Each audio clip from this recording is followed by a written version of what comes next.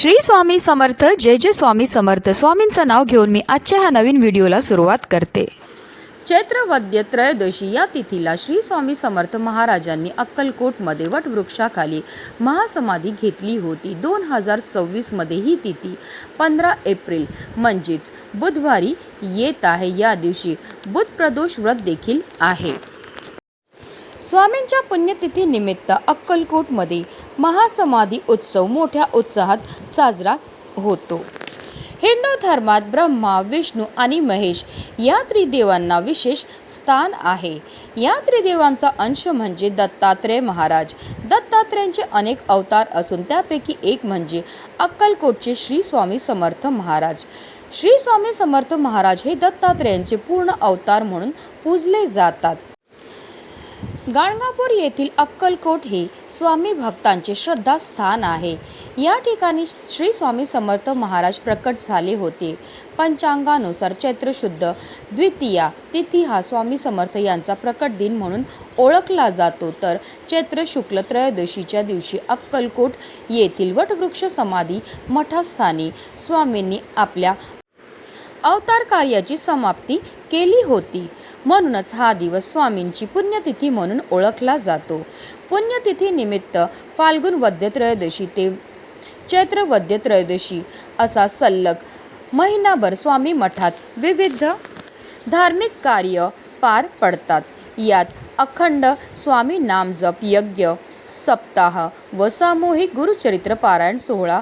सप्ताह काळात नवनाथ पारायण, अखंड स्वामी नामजप, अखंड 2 वीणावादक, अखंड 2 स्वामीचरित्र पठणासह गणेश याग, मनोबोध याग, गीताई याग, चंडी याग, स्वामी याग, रुद्र याग, मल्हारी याग तसेच रोज नित्य स्वाहाकार व त्रिलोक आरतीसह सायंकाळी टाळ मृदुंगाच्या गजरात औदुंबर प्रदक्षिणा व विष्णू सहस्त्रनाम, गीताई, मनाचे श्लोक, पसायदान, तुकाराम अभंग आदी धार्मिक कार्य पार पडतात.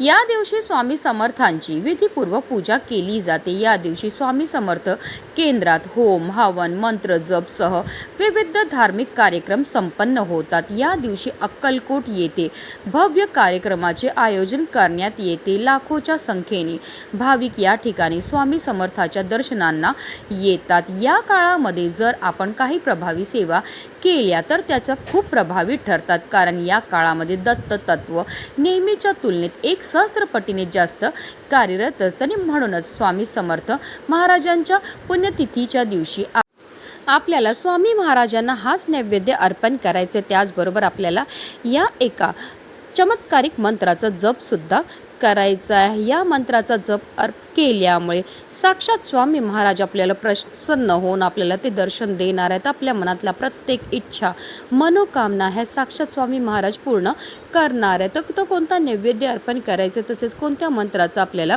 जप करायचा त्याबद्दल सविस्तर आणि महत्त्वाची माहिती मी तुम्हाला या व्हिडिओमध्ये देणार आहे. तो व्हिडिओ पूर्ण पहा आणि जर तुम्ही माझ्या चॅनलवर नवीन असतील तर चॅनलला सबस्क्राईब करा आणि शेजारी बेल आयकॉनसुद्धा प्रेस करा, जेणेकरून तुम्हाला माझ्या नवनवीन व्हिडिओचं नोटिफिकेशन हे मिळत राहील. स्वामी महाराजांच्या पुण्यतिथीच्या दिवशी आपल्याला सकाळी लवकर उठायचं आणि उठल्या उठल्या आपल्याला अंथरुणामध्ये बसूनच आपल्याला स्वामी महाराजांचं स्मरण करायचं आहे. दोन्ही हात जोडायचेत आणि स्वामी महाराजांचं नामस्मरण जे आहे ते आपल्याला करायचं आहे. त्यानंतर आपल्याला आंघोळीच्या पाण्यामध्ये आवर्जून थोडंसं गंगाजल टाकून आणि त्याने आपल्याला स्नानही करायचे. स्नान करताना आपल्याला स्वामी महाराजांचं मंत्राचा जप करायचं. श्री स्वामी समर्थ, श्री स्वामी समर्थ या मंत्राचा जप करून आपल्याला आंघोळ करायची. यामुळे आपल्या तनाबरोबर आपल्या मनाची सुद्धा शुद्धीही होत असते आणि पवित्र तनाने पवित्र मनाने केलेल्या प्रत्येक कार्यामध्ये आपल्याला 100 पटीने यश हे प्राप्त होत असतं. त्यानंतर आपल्याला स्वच्छ वस्त्र हे परिधान करायचे आहेत. आपली देवपूजा ही करून घ्यायची आहे. सगळ्यात पहिला आपल्याला देवघरामध्ये दिवा हा प्रज्वलित करून घ्यायचा आहे. कारण जो पण उपाय किंवा सेवा आपण अग्नीच्या साक्षीने करतात त्यामध्ये आपल्याला निश्चित सफलताही प्राप्त होत असते. त्यानंतर आपल्याला स्वामी महाराजांची विधिवत पूजा ही करून घ्यायची. त्यांना प्रिय असणाऱ्या वस्तू आपल्याला अर्पण करायच्या. त्यानंतर आपल्याला स्वामी महाराजां करता नैवेद्य हा बनवायचा आहे. आपल्याला जेवढा जास्त या दिवशी सेवा करता येतील तेवढ्या आपल्याला जास्त सेवा आणि नामस्मरण हे करायचं आहे. या दिवशी आपल्याला उठता बसता श्री स्वामी समर्थ श्री स्वामी समर्थ या नामजपाचा जप हा करायचा आहे. तुम्ही घरात असतील, बाहेर असतील, ऑफिसमध्ये असतील किंवा अगदी तुम्ही घरातील कामं करत असतील तेव्हासुद्धा तुम्हाला या मंत्राचा जप हा करायचा आहे. मनामध्ये कोणत्याही प्रकारची नकारात्मकता येऊन द्यायची नाही आहे.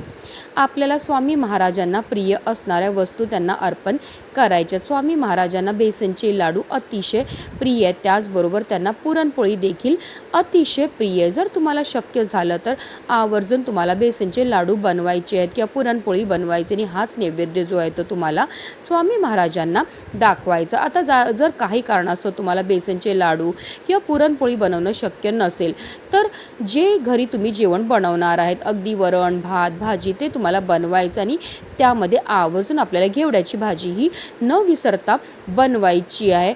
अशा रीतीने आपल्याला हे नैवेद्याचं जे ताट आहे ते स्वामी महाराजांना दाखवायचं आहे आणि त्यानंतर स्वामी महाराजांना हात जोडून प्रार्थना करायची आहे की तुमच्याकरता नैवेद्य आणला आहे, स्वामी महाराज ग्रहण करा.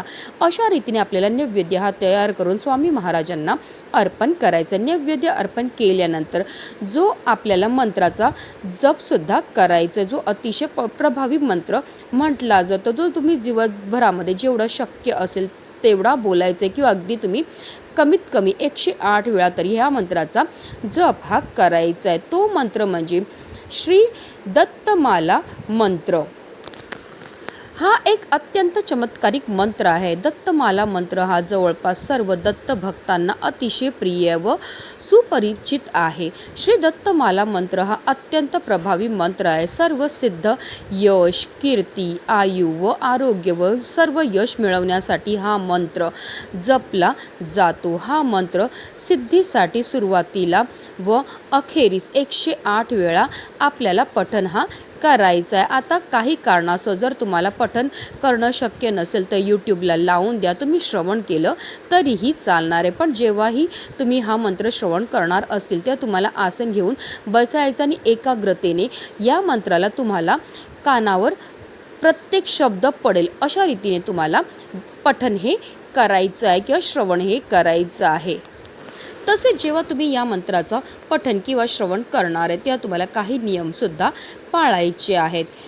हे पठण करत असताना कोणाशीही बोलायचं नाही आहे किंवा कोणत्याही कारणास्तव यामध्ये खंड पडणार नाही.